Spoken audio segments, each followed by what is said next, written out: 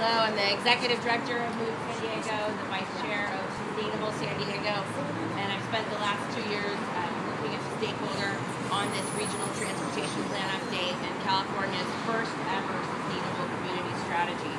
And while it is true that this plan technically meets the goals, it does fall short in many of the things that we would like to see.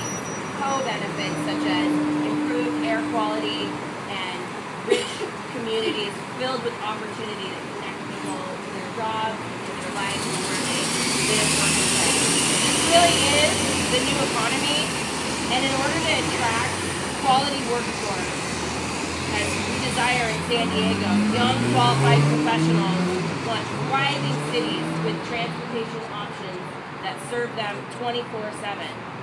In this region, we plan to build over 400,000 new housing units, 80% of which will be multi-family infill units served by transit. This new housing paradigm should also bring forth a new transportation paradigm. We really should be looking at changes to our transportation system and putting that in the forefront. And while we do have a 30% increase in transit in the overall budget, over 70% of that is in the last 20 years of the plan. That is not good enough, and it doesn't serve, it will not serve our communities well. We need to move those investments forward and not just have business as usual. Healthy people and healthy economies depend on our investments in diverse transportation options.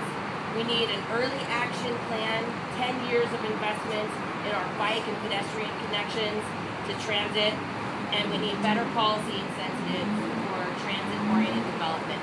There's a lot of folks here with a lot of stories to tell, so I'm keeping my comments short today. But I do want to point out that if we continue to make it easy for people to drive and have it take forever for people to take transit to where they're going, it's not the diversity that we're looking for. An example is a transit trip from this neighborhood to Kearny Mesa, which is a major job center, can take up to an hour, sometimes an hour and a half, depending on the time of day. It takes 15 minutes or less to get there in a car. This is the type of thing that we need